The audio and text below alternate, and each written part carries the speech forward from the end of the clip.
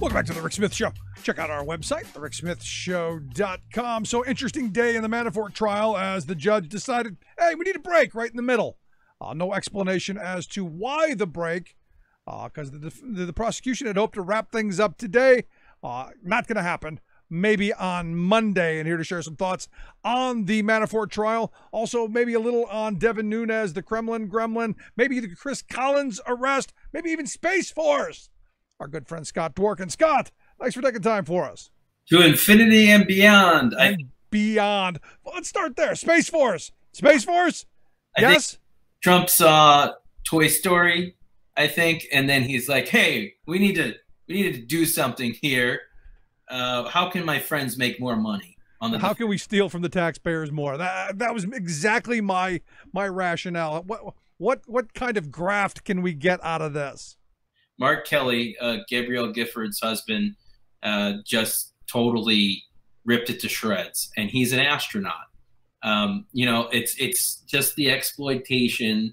I understand what they're trying to do, but expand part of the Air Force, or, you know, do something in that regard. Don't act like we need an entire branch of more defense spending, and we don't have clean water in Flint. We have the red tide in Florida. We have the fire burning down California. I mean, you know, we've got problems here we need to spend money on right now. Right. So if we can't keep ourselves safe here, what are we worried about space? Like, yeah, what's the point? Now, what are we worried about putting Buck Rogers up into space? But here's the thing. The other part of this is they're acting like we're not already doing this stuff. And I don't buy for a second that we're not already doing some of this stuff because the Chinese are. There's no way you're going to get me to buy that our military isn't already testing the next generation of, you know, space fighters or whatever. I'm sure that I would bet they're already doing it. Absolutely. That's why DARPA, I mean, there's a lot of different organizations that yep. exist already to do that. And it is absurd to think that, you know, we're not already on top of it. He had the same kind of excuses for the Arctic Circle and, you know, making sure that Putin doesn't edge in. But I don't buy it. It's very clearly nonsense. We have bigger problems. You know, he has time to put this together, but he can't put families back together. You want to trust this guy to put a force into space? Like, he can't even put families back together that he took apart in the first place. Yeah, good point. He can barely find his ball on the golf course. Right. Yeah, I mean, that just is what it is. Let's move on. The big trial today. Any rationale for the break in the middle of the day? No, I don't see the reason why yet. I think that it's just going to be something that the judge wants to review something before the prosecution closes their part of the case.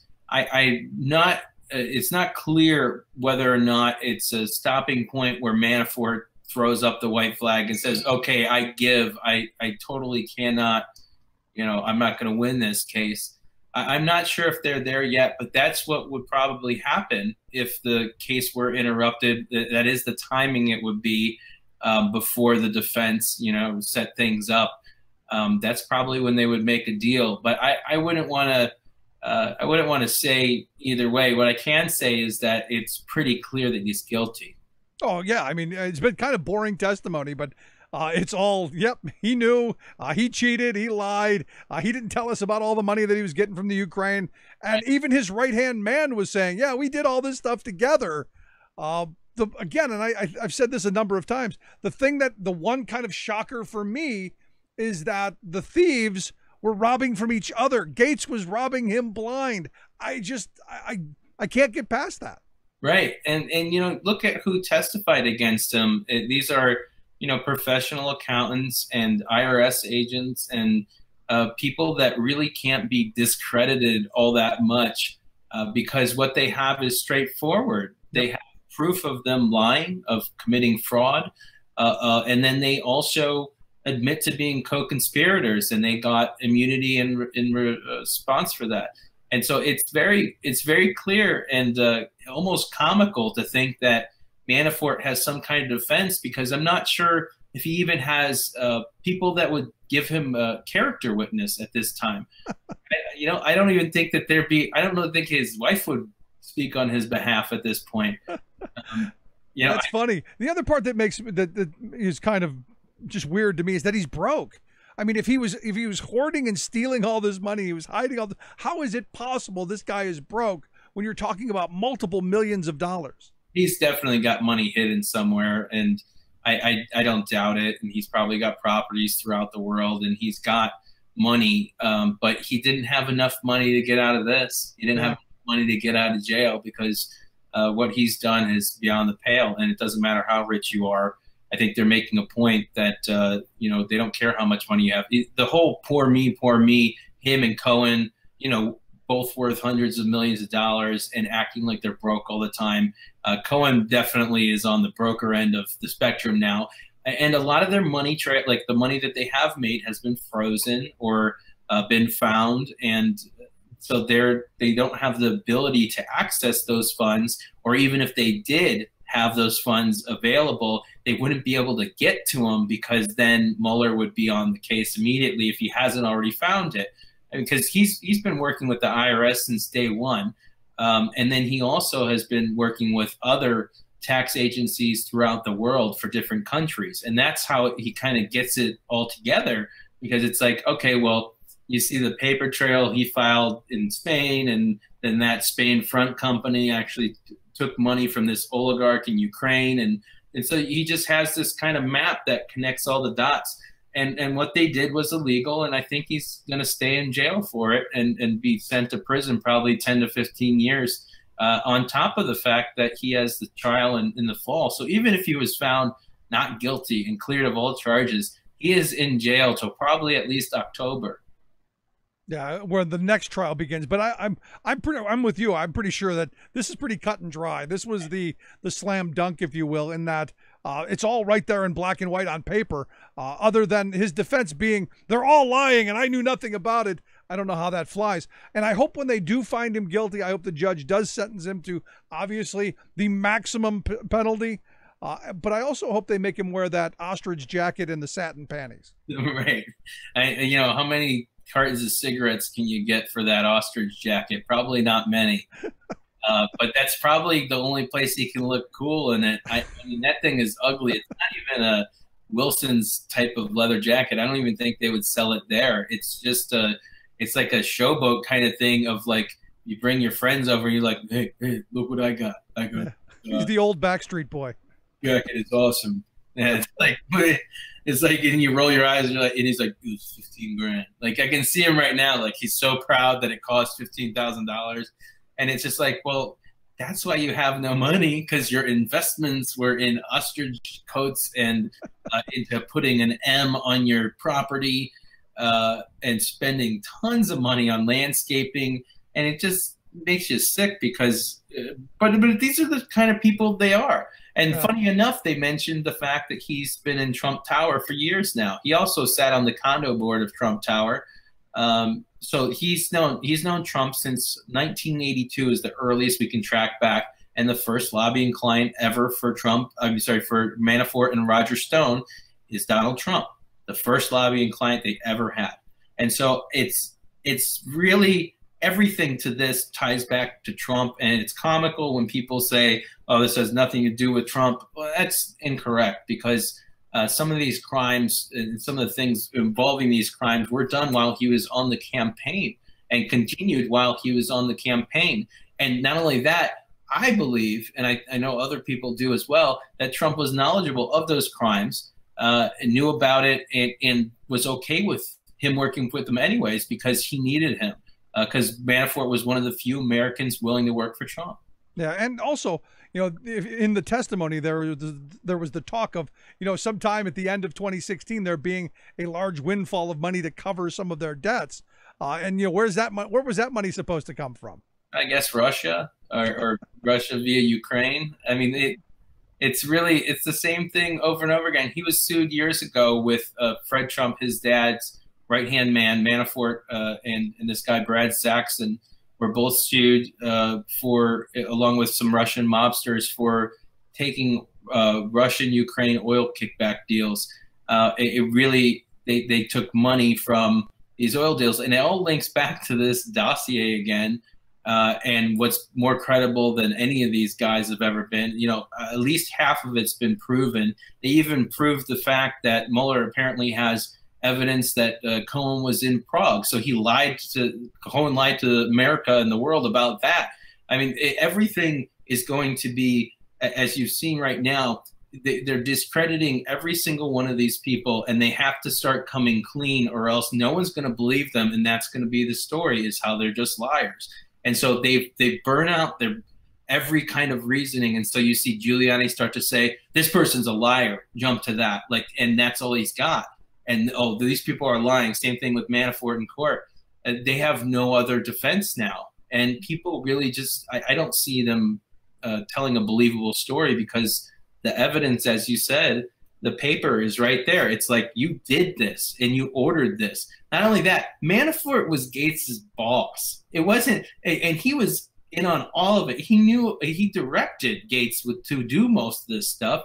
And they have evidence, emails, text messages to prove it. So the fact that Manafort is trying to blame Gates, it's the only scapegoat he has. And sadly enough for him, Gates took the deal. And he was smart enough to do so, and he's going to avoid spending, a lot of his life in prison. Yeah, or the rest of it. It's just that simple. And I'm hoping long sentence. I did want to move on because some interesting news this week on Nunes. Some tapes out. Pretty much, at this point, why hasn't Paul Ryan removed Nunes from the Intelligence Committee? Why has that not happened? With all of what we now know that Nunes has done, and with all the hanky stuff he's been doing from the beginning. I've always recommended to Paul Ryan that, you need to remove anyone without intelligence from the Intelligence Committee. And that would specifically be Nunes, among others.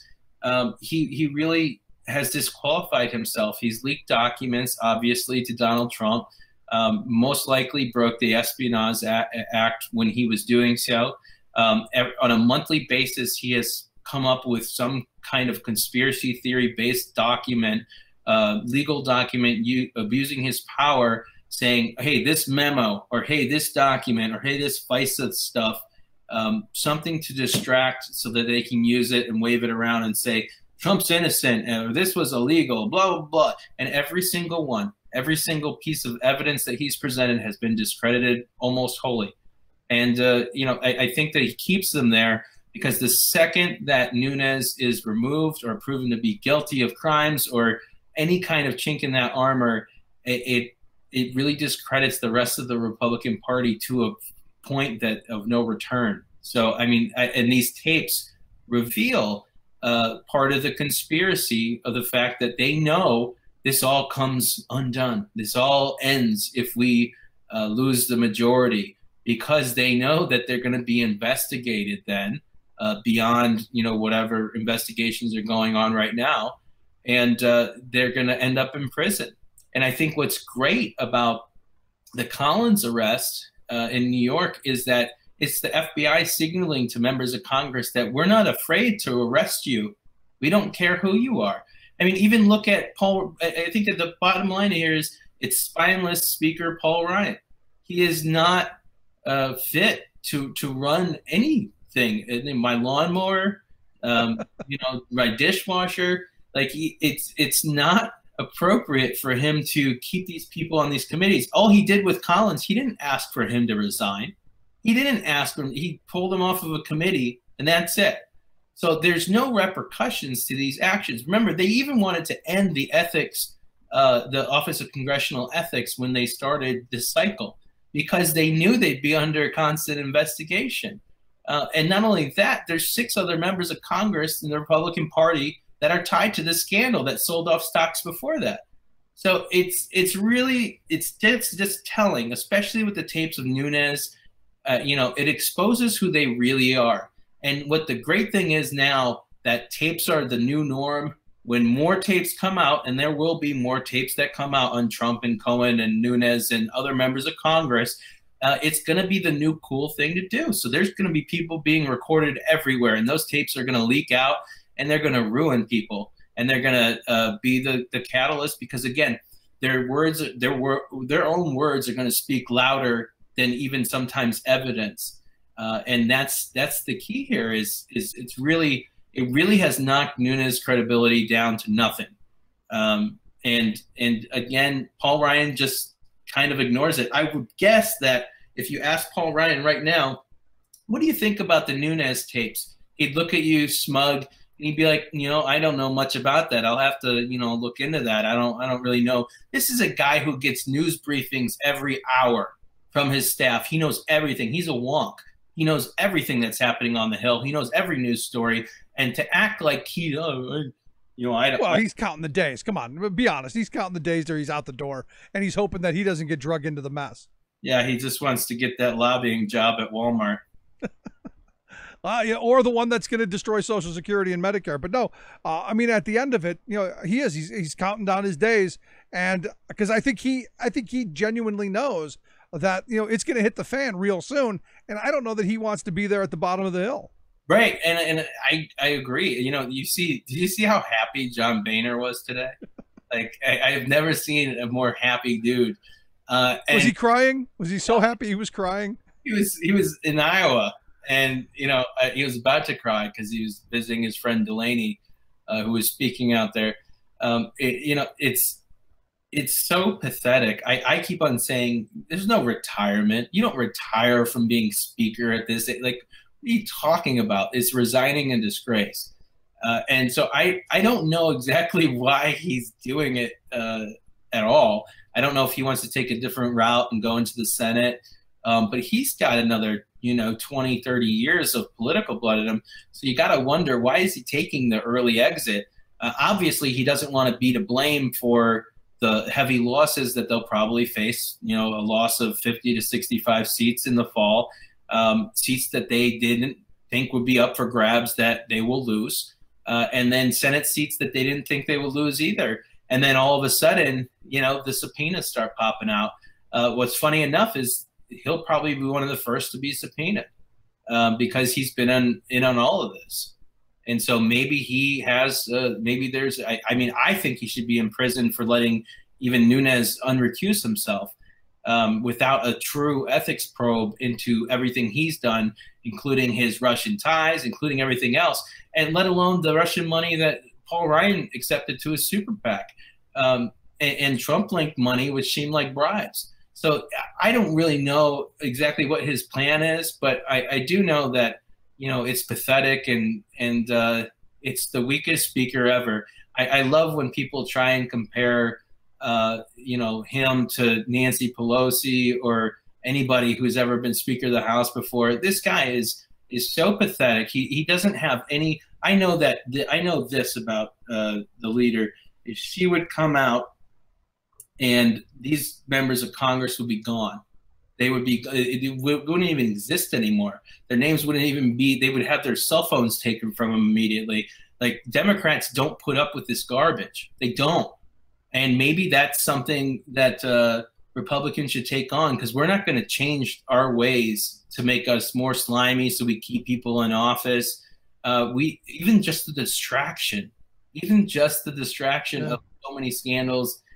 Paul Ryan just needs to, I think he should just pack it up now. He should, why is he even there? Why waste your time? Just, head out the door now. That's a good point. But, this Collins investigation, I guess has been going on for months now, and we just now find out that it was going on, and with the arrest, obviously. But this is one of those things that if you're the speaker, don't you know that this is going on, and aren't you prepared for it, so that when it does come to an arrest and indictment, that you actually do something a little bit more? I think they drag their feet on the ethics investigation because they're not really doing a true investigation, and it shows that. They took it sort of seriously, where they said that there was an investigation opened, and then the FBI kind of took it from there. Yeah. And it's just another scandal out of the thousands that are going to pop up. Well, let me ask you this, because one of the things that caught my attention is that this is a U.S. congressman sitting on the board of a foreign company, and I'm also of the mindset that people who are sitting in Congress shouldn't be on anybody's boards. They should be on none of them. They're the servants of the people. You sign up for this. This is your job. That's why we pay you so much. You shouldn't have to be begging for pennies sitting on these corporate boards. Or am I wrong here? No, you're right. And blind trust would be the only way to go, where they have no control over their fiduciary duties. And you know, to sit on a board is so ridiculous, because there is no company that exists in the world that they wouldn't have a conflict with. Not one. And so it doesn't make any sense, because they're going to be driven by their wallet, and they're going to do what's in their best financial interest. They're not going to be thinking about, oh, what can I do to, you know, lower drug prices? They're going to think about, how can I make it so my drug gets pushed through, even if it doesn't work? You know? Do you think it's funny that, you know, he notified all of his family but didn't notify his chief of staff? I think that is that's par for the course. That's just normal. Okay, New normal for us now. Gonna let the chief of staff go down, but everybody, the blood. I guess it's that blood is thicker than water thing, right? It is apparently. It doesn't matter. Blood in this case is the entire GOP. They all want to go down in the Titanic together. Yeah, well, let's hope that happens. And come November, let's hope that we push them out the door. Last question I've got for you. To the elections on Tuesday, obviously Missouri, fantastic results on pushing back 2-1 on the no rights at work nonsense. Ohio 12, you know, shouldn't have even been a race, and they're still counting. Kansas governor race. I'm hoping Kobach wins still, because I think it'd be fun. Thoughts? You know, I think that we had a great showing in Ohio. It's obviously we wanted it to be more so. We had some Green Party interaction there, but it shows that Democrats are showing up. I think it's going to be a little boot in the butt to make sure that we're reminded that Republicans are going to show up too. We need to show up in stronger numbers to overcome the Russian interference and attacks on the U.S. We need to overcome the North Korean attacks on the U.S. We need to overcome the Chinese attacks on the U.S. That are all benefiting the Republican Party, on top of the fact that you know, we have Republicans obstructing in different ways, and manipulating how you can vote, the voting times, where you can vote, limiting things to make sure that they can suppress as many votes as possible. And that's the new normal. And that's why we need the most important march, November 6th, as we march to the polls. Scott, I appreciate the time, the thoughts. Great stuff. Thanks so much. Thank you, brother. Always good to talk with our good friend Scott Dworkin. I'd love to hear your thoughts. You can email me, rick@thericksmithshow.com. Quick break, right back after this. Stick around. You're listening to The Rick Smith Show.